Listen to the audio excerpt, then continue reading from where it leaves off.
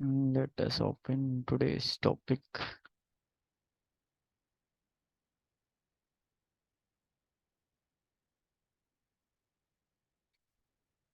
Lecture number 2।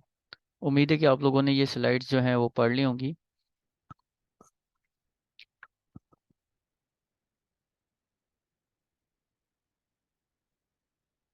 ठीक है जी, चलें स्टार्ट करते हैं। बिस्मिल्लाहिर्रहमानिर्रहीम। Basic concept of crypto currency. ठीक है, आज का जो हमारा टॉपिक है, सेकंड टॉपिक। कल हमने पढ़ा था इंट्रोडक्शन अबाउट क्रिप्टो। तो आज का जो हमारा टॉपिक है वो है बेसिक्स ऑफ क्रिप्टो करेंसी। इसके अंदर जो आज हम टॉपिक पढ़ने वाले हैं, सबसे पहले व्हाट इज़ क्रिप्टो करेंसी। ये कल मैंने आपको एक्सप्लेन किया था, पर आज जो है हम इसकी डेफिनेशन के साथ प्रॉपर एक्सप्लेनेशन देखेंगे। ठीक है, इसके बाद क्या है कि ब्लॉकचेन टेक्नोलॉजी क्या चीज़ है, क्रिप्टो की प्राइस किस चीज़ के ऊपर बेस्ड करती है, और किस तरह हम बाय कर सकते हैं इसे, और कहाँ से बाय ये आती है ये चीज़ें। अच्छा, क्रिप्टो करेंसी वॉलेट्स क्या होते हैं, और क्रिप्टो के एक्सचेंजेस कौन कौन से हैं। सबसे पहले हम आ जाते हैं, व्हाट इज क्रिप्टो करेंसी। ठीक है, crypto currency is a form of digital asset based on the network that distributed across the number of computers.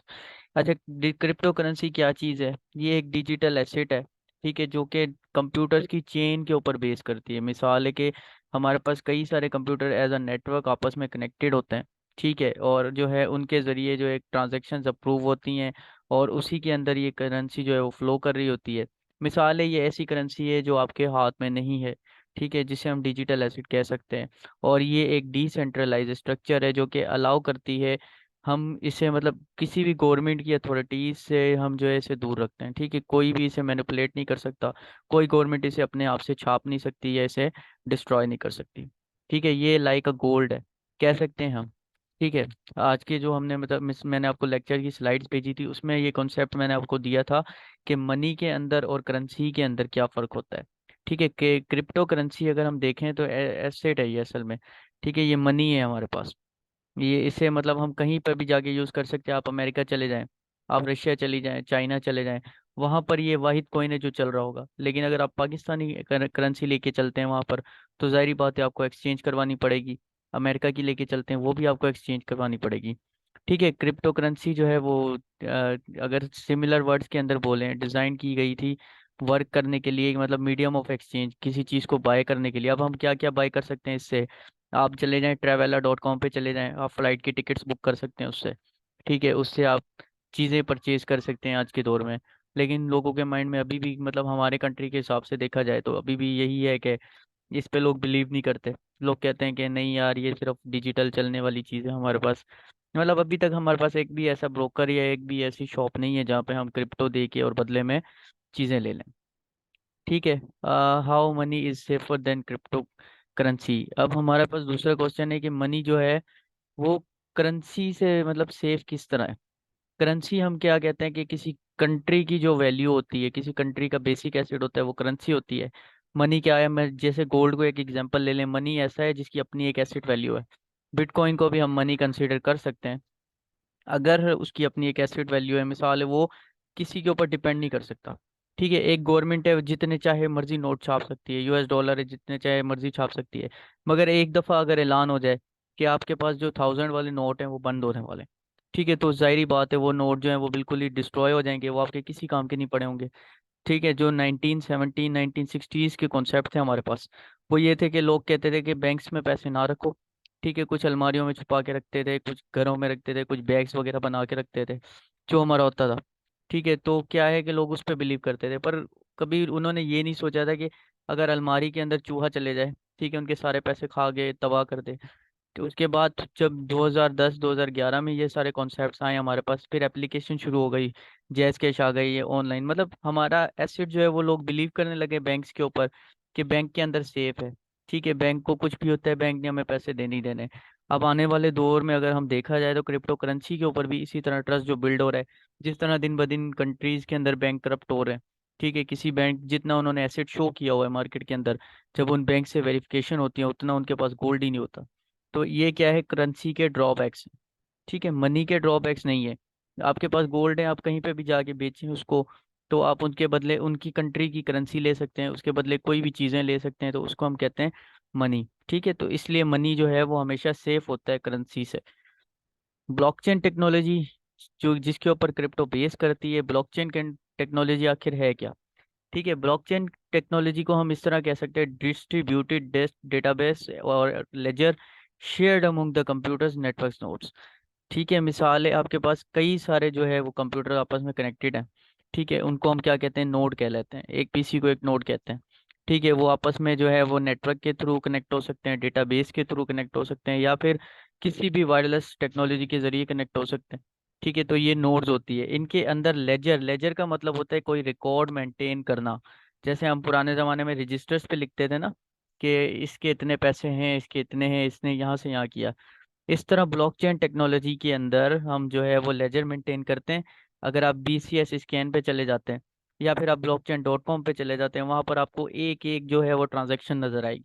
फिर जिस तरह हमारे पाकिस्तानी मतलब भाई हैं जो कहते हैं कि ब्लॉकचेन टेक्नोलॉजी से या क्रिप्टो करेंसी से मनी लॉन्ड्रिंग होती है, भाई मुझे ये तो बताओ कि मनी लॉन्ड्रिंग आप इससे किस तरह कर सकते हो, जबकि इसका एक एक रिकॉर्ड मेंटेन है। हाँ, ये नहीं पता चलता कि किसने किसको पैसे भेजे, पर अगर आप एक वॉलेट एड्रेस आपको मिल जाता है, ठीक है, तो उस वॉलेट एड्रेस से आप ये ज़रूर ट्रेस कर सकते हो कि कहाँ पर किस टाइम पे और कितनी ट्रांजैक्शन किस वॉलेट से किस वॉलेट पे हुई।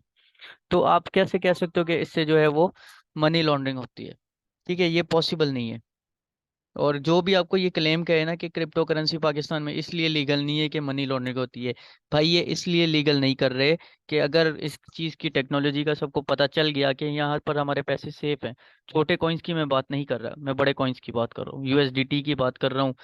ठीक है, जिसे हम फायाट करेंसी कहते हैं। फायाट का मतलब होता है कि जो है वो रॉन्ग करेंसी। मिसाल है, फेक करेंसी को भी हम फायाट करेंसी, फेक करेंसी कह सकते हैं हम उसे, कि आजकल जो है वो फायाट फेक करेंसी है। जिस तरह हमारे पास इतनी एसिड वैल्यू नहीं है जितनी हमारे पास नोट छप रहे हैं, तो डेफिनेटली जो फायाट है वो फेक करेंसी है हमारे पास। ठीक है, तो जब लोगों को इस चीज़ का पता लग जाएगा कि बिटकॉइन के अंदर या किसी भी एक अच्छे कॉइन के अंदर, इथीरियम हो गया, ठीक है, XMR हो गया, मोनेरो, इनके अंदर जब हमारे पास पैसे पड़े हुए हैं वो ज़्यादा सेफ हैं एज कम्पेयर टू बैंक। क्योंकि बैंक के जो हालात चल रहे हैं, कोई बैंक करप्ट हो रहे हैं जब, अच्छा आप बैंक में चले जाते हैं, आप उनको कहते हैं कि मुझे जो है 5 लाख निकलवाने, डेफिनेटली वो आपको कहते हैं कि नहीं, आपको जो है वो 24 घंटे का टाइम करना पड़ेगा। तो यार, ये वही चीज़ है ना कि हमारे पैसे लेने के लिए हमें जो है वो उनकी मिन्नतें करनी पड़ रही हैं, और वो जज बन के हमें तारीख दे रहे हैं। तो इस तरह नहीं होता। ठीक है, हम ये इस वजह से जो है बैंक जो है वो लीगल नहीं कर रहे क्रिप्टो को। दूसरे और भी कई पर्सनल इश्यूज हैं जो कि मैं कुछ रिस्ट्रिक्शन होने की वजह से नहीं डिस्कस करूंगा। ठीक है, और भी आप खुद समझदार हैं, वो आप खुद समझ सकते हैं कि क्या मसले हैं, किसकी वजह से ये लोग नहीं लीगल करते या जो भी है। तो इसको हम कहते हैं ब्लॉकचेन टेक्नोलॉजी। मीन्स के ट्रांजैक्शन को वेरीफाई करना कंप्यूटर टू कंप्यूटर। ठीक है, एक कंप्यूटर से ब्लॉक बनेगा, वो दूसरे की तरफ जाएगा, दूसरे कंप्यूटर उसको वेरीफाई करेगा। अगर बीच में थोड़ा सा भी ब्लॉक चेंज हो गया ना, तो वो ट्रांजैक्शन वेरीफाई नहीं होती।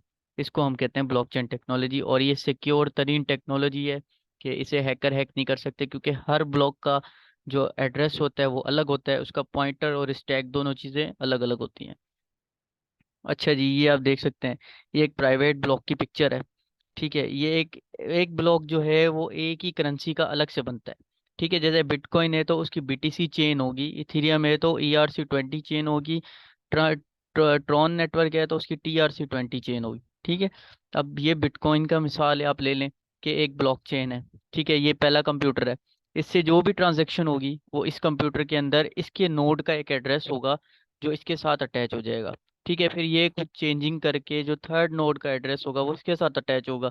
और ये रैंडमली सिलेक्ट होते हैं, किसी को कोई नहीं पता होता कि किस तरह कौन सा कंप्यूटर जो है वो सिलेक्ट होने वाला है, और कौन सा कंप्यूटर इस वक्त कनेक्टेड है हमारे साथ।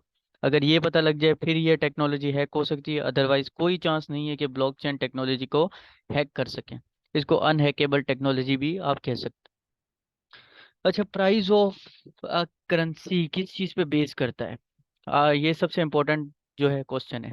ठीक है, एक फॉर्मूला मैं बता रहा हूँ, जो करेंसी की प्राइस का फॉर्मूला है। ठीक है, इस फॉर्मूले को आपने याद कर लेना है। इसका क्या है formula? Price is equal to market cap divided by circulatory supply. ठीक है, अगर मैं आपको दिखाता चलूँ, ये देखें, अगर इस वक्त बिटकॉइन की प्राइस जो है वो 1,000 रुपये, मिसाल ले रहा हूँ, ठीक है, वैसे तो 26,000 या 27,000 डॉलर चल रही है इस वक्त।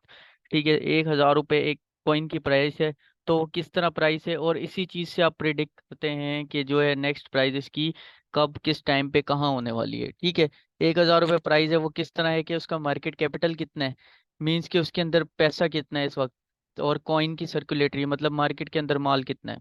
ठीक है, उन दोनों को आपस में डिवाइड करते हैं तो हमें क्या मिल जाता है, कॉइन की प्राइस मिल जाती है। ठीक हो गया जी। तो इसकी बेस पे जो है हमारे कॉइन के प्राइस शो हो रहे होते हैं, और इससे हम ये चीज़ें पता कर सकते हैं कि कितना पैसा मार्केट में आएगा, तो इस प्राइस की, इस कॉइन के जो प्राइस हैं स्पेसिफिक वो कहाँ तक जाएंगे। ये वेबसाइट हैं जहाँ से आप रिसर्च कर सकते हैं, जहाँ प्राइस आपको मिल जाते हैं, कॉइन जैको पे मिल जाएंगे, कॉइन मार्केट कैपिटल पे मिल जाएंगे, जिसको कॉइन मार्केट कैप जो है कह सकते हैं आप। ठीक है, कॉइन डेस्क एक वेबसाइट है, न्यूज़ वेबसाइट है। जब हम न्यूज़ और फंडामेंटल एनालिसिस के सेक्शन पे जाएंगे जो हमने पढ़ना है, तो उसमें जाके आपको कॉइन डेस्क का यूज़ सिखाया जाएगा, कॉइन टेलीग्राफ का सिखाया जाएगा, और कॉइन मार्केट कैलेंडर पे जो है वो न्यू करेंसीज जितनी भी लिस्ट होने वाली होती हैं, या जिस चीज़ के बारे में न्यू न्यूज़ आ रही होती है कि ये टेक्नोलॉजी अपडेट होने वाली है अभी या कुछ भी। ठीक है, ये जो चीज़ें हैं ये आपको सिखाई जाएंगी अगले जब हम फंडामेंटल एनालिसिस पे चलेंगे। ठीक है, सेक्रेटरी जेनेट येलेन, इसको आपने जो है फॉलो कर लेना है ट्विटर पे। ठीक है, क्योंकि ये क्या है, अमेरिका की वजीर खजाना है, तो डेफिनेटली जब ये बिटकॉइन के खिलाफ बात करेगी तो बिटकॉइन के प्राइस जो है वो इफेक्ट होंगे। हाँ ठीक है, an coin based on the coin market capital and division of the circulatory supply, जो फार्मूला मैंने आपको अभी समझा दिया है। ठीक है, उसका जो मार्केट कैपिटल होगा और सर्कुलेटरी जो सप्लाई होगी उसकी, उसको डिवाइड करेंगे तो आपको कॉइन के प्राइस मिल जाएंगे। ठीक है, तो और अगर आप इसको कॉइन के प्राइस को सर्कुलेटरी सप्लाई से मल्टीप्लाई कर देंगे तो आपको मार्केट कैपिटल उसका मिल जाएगा। सिंपल फार्मूला है। ठीक है, कॉइन के प्राइस डिपेंड्स करते हैं फैक्टर्स के ऊपर, और जिस तरह न्यूज़ आ जाती है इन्वेस्टर जो है अट्रैक्ट होते हैं उस कॉइन की तरफ, तो उसके प्राइस बढ़ते हैं। ठीक है, या फिर इन्वेस्टर्स जो है उससे मुंह फेर लेते हैं तो उसके प्राइस गिर जाते हैं, इस तरह से। और अगर डेवलपमेंट फैक्टर होते हैं किसी चीज़ के अंदर, कोई कॉइन जितना ज़्यादा मार्केट में यूटिलाइज हो रहा है, ठीक है, इसके फैक्टर्स पे भी डिपेंड कर देते हैं। और आल्सो बेस करता है कि हाविंग फैक्टर, मिसाल एक कॉइन की जो कीमत है, सर्कुलेटरी सप्लाई है, ठीक है, वो 3,000 है, अब उसकी हाविंग हो रही है, मतलब आधे से ज़्यादा कॉइन, हाविंग का मतलब होता है बर्न हो जाना, या फिर हाविंग इसको भी कहते हैं आपके, अगर अभी जो माइनर्स को 1 बिटकॉइन मिल रहा है तो हाविंग के बाद 0.5 बिटकॉइन मिलता है, इस तरह से। ठीक है, अगला है what is crypto wallets. Wallets का आप लोगों को अंदाज़ा होगा, पर मैं बिल्कुल इस बेस से लेके चल रहा हूँ कि जिन लोगों को वॉलेट्स का बिल्कुल भी नहीं पता। ठीक है, क्रिप्टो करेंसी के वॉलेट्स क्या है, एक पर्सनल आपका बैंक अकाउंट आप इसको कह सकते हो, जिसके अंदर आपके पैसे पड़े होते हैं। ठीक है, आप जब चाहे उसको एक्सेस कर सकते हो। इसके अंदर जो है वो प्राइवेट की होती है आपके पास, और एक पब्लिक की होती है। प्राइवेट की आपके पास इस तरह से होती है कि आप जो है उस प्राइवेट की के ज़रिए उस वॉलेट को एक्सेस करते हो। ठीक है, आपके अलावा उस वॉलेट को कोई और एक्सेस नहीं कर सकता। ये आपकी जो है वो प्राइवेट की डेफिनेटली आपके पास होनी चाहिए, और ये सेफ होनी चाहिए। ठीक है, इस वॉलेट के अंदर जो है 3 टाइप्स की कीज आपके पास हो जाती हैं। एक तो वॉलेट पासवर्ड हो जाता है, पब्लिक की हो जाती है, और प्राइवेट की हो जाती है। पब्लिक एड्रेस आप उसको कहते हैं जिसके थ्रू आप पैसे मंगवाते हैं, और हर पब्लिक की हर कॉइन के लिए डिफरेंट होती है। अब ये नहीं है कि आपने उठा के यूएसडीटी मंगवाने हैं, आपने बिटकॉइन की पब्लिक की उठा के दे दी उनको, उन्होंने वहां से यूएसडीटी जो है वो भेजे, तो जाहिर बात है ब्लॉक जो है रिजेक्ट हो जाएगा, और आपके पैसे कहीं नहीं, मतलब ना इस तरफ आएंगे ना उस तरफ आएंगे, वहाँ बीच में ही वो ट्रांजेक्शन डिस्ट्रॉय हो जाएगी। तो काइंडली जब भी आपने ट्रांजैक्शन करनी है, आपने देखना है कि अगर यूएसडी टेरा मिला रहे हैं आप, तो उसकी आपने चेन पहले वेरीफाई करनी है कि आप टेरा की ही चेन पे काम कर रहे हैं, या ERC20 तो नहीं भेज रहे कहीं। तो ये आपने मस्ट इस चीज़ का ख्याल रखना है। प्राइवेट की मैं आपको बता चुका हूँ, जहाँ से आपका वॉलेट डिलीट हो जाए, कुछ भी हो जाए, पर आपके पास अगर प्राइवेट की है या किसी के पास भी प्राइवेट की है, तो वो आपका वॉलेट जो है वो दोबारा रिकवर कर सकता है। ठीक है, दूसरी चीज़ ये कि अगर आपके पास एड्रेस नहीं है, आपके प्राइवेट की चोरी हो जाती है, तो फिर जो है आपके पैसे लॉस्ट है। आप इतना ना तो खुद संभाल ही सकते हैं कि आपके पैसे जो हैं वो आप खुद संभालना, मतलब एक इंसान को फिक्र होती है ना अपने पैसों की, तो ये चीज़ें तो आप कर ही सकते हैं। ठीक है, ये प्राइवेट की संभालना कोई बड़ा मुश्किल काम नहीं है। वॉलेट पासवर्ड क्या चीज़ होती है हमारे पास, वॉलेट पासवर्ड हमारे पास कोई भी वॉलेट जिस तरह एप्लीकेशन का ऐप लॉक कह लें, ठीक है, उसको जो है वो सेव करने के काम हो जाता है, इसको कहते हैं वॉलेट पासवर्ड। और ये जो है लॉगिन के लिए सिंपल यूज होता है। Remember that there are different, ये वही चीज़ है जो मैंने बताया था कि हर जो है वॉलेट की चेन की अलग अलग डिमांड्स होती हैं, ठीक है। टीआरसी के लिए अलग चेन है, ईआरसी इथेरियम के लिए अलग ब्लॉकचेन है। अब जो कॉइन होगा ना, वो उसी कॉइन आप उस चेन पे डिपॉजिट और जो है सेंड कर सकते हैं। अदरवाइज आप कोई और चेन कोई और जो है कॉइन सिलेक्ट कर देंगे तो आपका लॉस्ट हो जाएंगे पैसे, बीच में ही चेन के डिस्ट्रॉय हो जाएंगे। ये कुछ एग्जांपल्स हैं वॉलेट्स की, ठीक है। एक्सोडस वॉलेट है, ये क्या है कि मल्टी चेन वॉलेट है, इसके अंदर कई सारे आप कॉइन डिपॉजिट कर सकते हैं। अच्छा, बाइनांस कुछ भी हो जाए, तो बाइनांस हो गए या कोई भी एक्सचेंज हो गया, बिटगेट हो गया या कुछ भी हो गया, आपने इनके अंदर सिर्फ लिमिटेड पैसे रखने, उतने पैसे रखने जितना कि आप लॉस बर्दाश्त कर सकें, क्योंकि एक्सचेंज किसी का नहीं होता, ब्रोकर किसी का नहीं होता, कभी भी पैसे लेके भाग सकता है, ठीक है। पर जो है ट्रस्ट है लोगों का भी, तो हम उसको कुछ मतलब कह नहीं सकते, तो रख सकते हो आप, कोई इशू नहीं है। पर जब भी आपके पास कोई रूमर क्रिएट होता है ना कि आप ये भागने वाला है या कुछ भी है, तो बजाय एक्सचेंज टू एक्सचेंज प्रोसेस करने के अपने फंड्स को वॉलेट्स में रखा करें, ठीक है। आपके पास ट्रस्ट वॉलेट आ जाता है, जीयूआई वॉलेट कहते हैं, मोनेरो का एक स्पेशल वॉलेट होता है जिसके अंदर मोनेरो कॉइन्स स्टोर होते हैं, ठीक है। ये जीयूआई वॉलेट के अंदर होते हैं। ट्रस्ट वॉलेट भी मल्टी चेन वॉलेट है, इसके अंदर कई सारे कॉइन्स आप कर सकते हैं डिपॉजिट। अच्छा, व्हाट आर क्रिप्टो एक्सचेंजेस, ये हमारा आज का लास्ट टॉपिक है कि क्रिप्टो एक्सचेंजेस हमारे पास क्या होती हैं। एक्सचेंज हमें पता है कि कहते हैं कि मीडियम ऑफ चेंज, ठीक है। एक्सचेंजेस का यही काम होता है कि आप करेंसी ली, उसके प्राइस बड़े बेच दिए, मतलब ये ट्रेडर्स को अलाउ करता है, ये एक ऐसा प्लेटफॉर्म है जो आपको ट्रेडर्स को अलाउ करता है कि आपने एक्सचेंज करने हैं करेंसी, ठीक है। किसी के साथ किसी की बेस के ऊपर एक्सचेंज करनी है, मिसाल है यूएसडीटी थे आपके पास, तब $10 कॉइन की प्राइस थी, आपने उससे $10 के कॉइन ले लिए, ठीक है। उसके प्राइस बढ़े, आप जब $12 के, तो आपने जो है वो कॉइन सेल कर दिए और अपने जो है पैसे वापस मंगवा लिए। तो इसको कहते हैं एक्सचेंज। एक्सचेंज जो है हमारे पास मीडियम ऑफ एक्सचेंज है, ठीक है। देयर आर बोथ, हमारे पास 2 से 3 तरह की एक्सचेंजेस होती हैं, ठीक है। सेंट्रलाइज एक्सचेंज होती है, डिसेंट्रलाइज एक्सचेंज होती है और स्वैप एक्सचेंजेस होती हैं, ठीक है। स्वैप एक्सचेंजेस क्या करती हैं, प्राइस की लिक्विडेशन के ऊपर जो है काम करती है। मिसाल है, जिस तरह एक कॉइन है, ठीक है, उसके अंदर वोलेटिलिटी इंक्रीज करती है, लेवरेज टोकन जिसका हमारे पास लॉन्च हुए हैं ना, तो उसके ऊपर काम करती हैं। तो अगर हमारे पास बाइनांस है, मिसाल है, ठीक है, बाइनांस के अंदर लोगों को एक इशू होता है कि बाइनांस जो है वो हमें मैनिपुलेट कर देता है। मिसाल है, आपने लॉन्ग का लगाया हुआ है एक ट्रेड, ठीक है। अब मार्केट क्या करती है, लॉन्ग जाने से पहले आप किसी और एक्सचेंज को इससे कंपेयर करके देखें, ये पता नहीं, शायद मेरा ही पर्सनल एक्सपीरियंस है और भी किसी ने चेक किया होगा कि उसके ऊपर प्राइस जो है इतना मैनिपुलेट नहीं हो रहा होता, ठीक है। वो सिंपल आस्ते आस्ते बढ़ रहा होता है। लेकिन जिस बाइनांस हो गया या बिटगेट ले लें आप, जिस पे आपका ट्रेड लगा हुआ है, वो एकदम से आपको मैनिपुलेट करता है, मार्केट नीचे आती है फिर उसी प्राइस पे आ जाती है, फिर नीचे आती है फिर उसी प्राइस पे आ जाती है। तो इस तरह से, ठीक है, इसको हम कहते हैं एक्सचेंजेस का, मतलब जो मैनिपुलेशन करती हैं, हमें लिक्विडेट करा देती हैं। तो इसके अंदर आपने ट्रेड लेनी है, सोच समझ के लेनी है, ठीक है। आपको पता होना चाहिए कि मेरे पीछे इतने फंड्स होने चाहिए, अगर मेरे पास $100 है तो मैं उसको 10 हिस्सों में डिवाइड करने वाला हूँ, ठीक है। उसमें से 10 लगाऊंगा, प्रॉफिट निकालूंगा, ले जाऊंगा। तो और इतना ही पैसा रखें एक्सचेंजेस के अंदर जितना आपके काम का हो। डिसेंट्रलाइज एक्सचेंजेस क्या करती हैं कि जिस तरह पैनकेक स्वैप हो गया, ठीक है, यूनी स्वैप हो गया, पिंक स्वैप हो गया, ये हमारे पास हैं जो डिसेंट्रलाइज एक्सचेंजेस की एग्जांपल है, ठीक है। इसमें क्या है कि आपने 2 कॉइन लिए, उसको बीएनपी के अंदर कन्वर्ट किया, फिर जो भी आप कॉइन लेना चाहते हैं उसके साथ स्वैप कर लिया। तो अब क्या होगा कि उसके प्राइस इम्पैक्ट पड़ेंगे और वो जो है कॉइन पंप करेगा। ये डिसेंट्रलाइज एक्सचेंज जो है अक्सर जो है ट्रेडर्स यूज करते हैं पंपिंग डंपिंग के लिए स्मॉल कॉइन्स को। जिस तरह जिस तरह अगर मैं पंप देता हूँ कभी भी, तो मैं कू कॉइन पे देता हूँ आप लोगों को, क्योंकि कू कॉइन के एक्सचेंज पे फौरन से पहले जो है वो रिएक्शन नजर आता है, ठीक है। उसका जो है पंप हम बता देते हैं कि इस डेट पे जो है वो पंप करने वाले हैं। तो क्या करते हैं कि सारे पैनकेक स्वैप के जरिए भी वो कॉइन खरीद रहे होते हैं, कू कॉइन के जरिए भी खरीद रहे होते हैं। तो डेफिनेटली उस कॉइन के अंदर एक अच्छा खासा सा पंप आ जाता है। अगर किसी को कोई क्वेश्चन है तो वो पूछ सकते हैं आज के टॉपिक में, ठीक है। ये आपका था कि इंट्रोडक्शन, मिसाल ये था, हाँ, बेसिक्स ऑफ क्रिप्टो, जो हम हमारा आज का टॉपिक था, ये क्लियर हो गया आप लोगों को। अगर किसी को कोई क्वेरी है, इसके अंदर कुछ ना समझ आया हो, तो आप मुझे बता सकते हैं।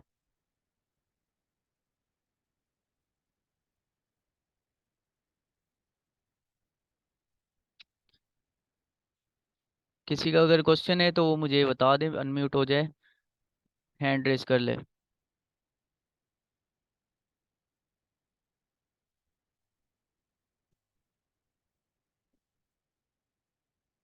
अगर नहीं है कोई क्वेश्चन तो फिर मीटिंग एंड करें। Thank you for coming and sorry for delay. साथ रहो जी साथ।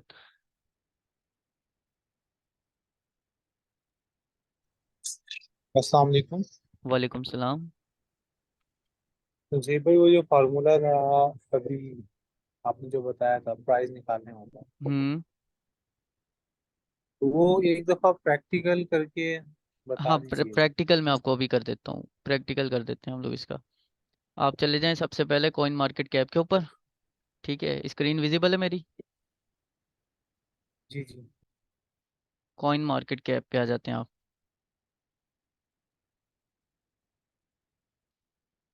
अब देखें, कोई छोटा कॉइन उठा लेते हैं। ठीक है, XRP।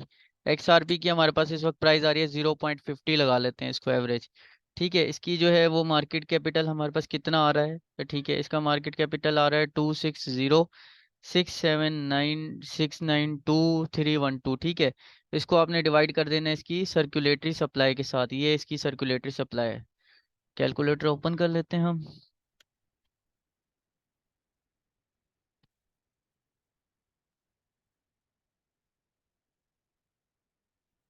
कितना है? 26,064, 260, सॉरी 69, मैंने गलत लगा दिया। 26,069,843। यार ये तो चेंज होती जा रही है। चलो एक एक एवरेज लगा लेते हैं। 84300 लगा लो। ठीक है, इसको डिवाइड कर दो इसके सर्कुलेटरी सप्लाई के साथ। 34,914, 600,056। ठीक है, ये एवरेज आई है 0.07। ठीक है, क्योंकि वो मैनिपुलेट हो रही थी। अगर आपको इस तरह भी अगर रॉन्ग आंसर मिलता है तो आप इन दोनों को अपोजिट जो है वो डिवाइड करेंगे तो आपको सेम यही आंसर मिल जाएगा। ठीक हो गया? हेलो। Okay sir. हाँ, अगर फिर भी अगर आपको ना हो क्योंकि कोई ये हो रही है, आप बार बार मैनिपुलेट हो रही है। ठीक है, आप इसको इस तरह आजमा सकते हैं। किसी कॉइन की आप 6,000 सर्कुलेटरी सप्लाई रख लें। ठीक है, उसको डिवाइड कर दें 5800 से। ठीक है, जो मिसाल है उसका मार्केट कैपिटल हो, तो आपको जो आंसर मिलेगा वही उस कॉइन की प्राइस होगी। अब ये मैनिपुलेट हो रही है बार बार, तो उसकी वजह से इसको जो है ना, मतलब मार्केट के अंदर वोलेटिलिटी है आज 11 बजे, क्योंकि इनकी मीटिंग भी है FOMC की, तो उसकी वजह से। और कोई क्वेश्चन है आपका?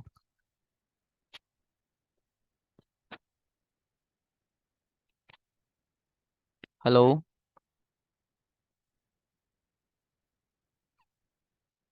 मेरा कोई क्वेश्चन नहीं है।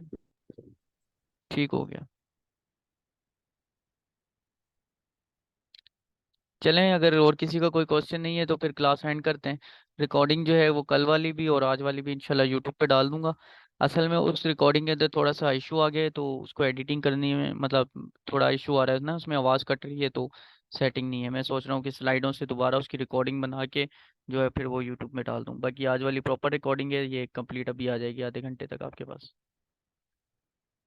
तो अगर कोई किसी का कोई क्वेश्चन नहीं है तो क्लास एंड करें हम लोग।